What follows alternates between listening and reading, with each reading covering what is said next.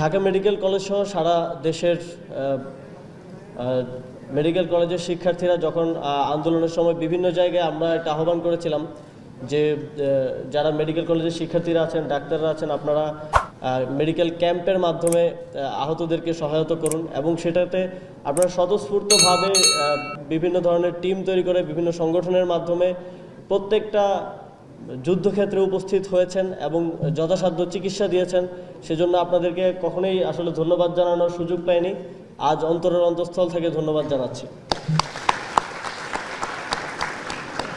যখন 15 জুলাই প্রোগ্রামটা ঘোষণা করি আমরা একরকম আতঙ্কে ছিলাম যে আসলে উপস্থিতি কেমন হয় এবং ঢাকা বিশ্ববিদ্যালয়ের বাইরে থেকে আমাদের শিক্ষার্থীরা কি কেমন অংশগ্রহণ করে।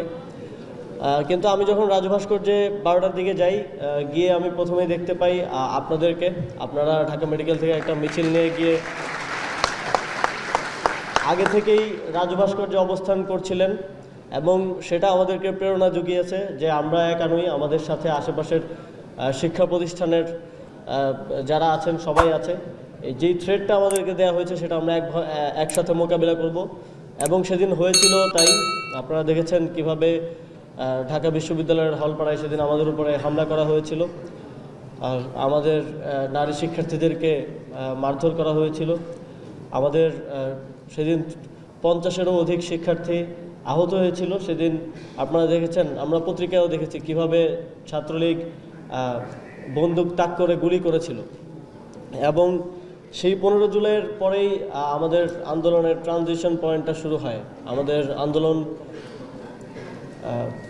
এই হামলার মাধ্যমে শুধুমাত্র কোটার আন্দোলনে আর সীমাবদ্ধ থাকেনি। কোটার আন্দোলন থেকে আমাদের যেই জনগণের যেই আকাঙ্ক্ষা, দীর্ঘদিনের অত্যাচার নিপীড়নের মধ্যে থেকে যে স্বাধীনতার আকাঙ্ক্ষা, সেই আকাঙ্ক্ষার পথে 15 জুলাই থেকে এই আন্দোলন চলা শুরু করে।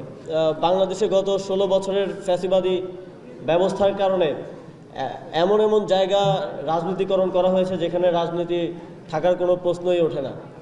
যেমন আমি কাজ করতে গিয়ে এখন দেখছি যে ক্রীড়াক্ষেত্রটা কীভাবে রাজনীতিকরণ করা হয়েছে, ঠিক একইভাবে চিকিৎসা ক্ষেত্রে রাজনীতিকরণ করা হয়েছে। রাজনৈতিক বিবেচনা চিকিৎসা ক্ষেত্রের মতো একটা জায়গা যেখানে আসলে সকল ধরনের ধর্ম, বর্ণ, শ্রেণী নির্বিশেষে সকলকে এক কাতারে রেখে একভাবে বিবেচনা করে চিকিৎসা দেওয়ার কথা, সেখানেও রাজনীতিকরণ এমন পর্যায়ে করা হয়েছে যে আমরা দেখেছি যে 4ই আগস্ট প্রত্যেকটা মেডিকেল কলেজ থেকে শান্তি সমাবেশ বের হয়েছে, যেটা অত্যন্ত দুঃখজনক।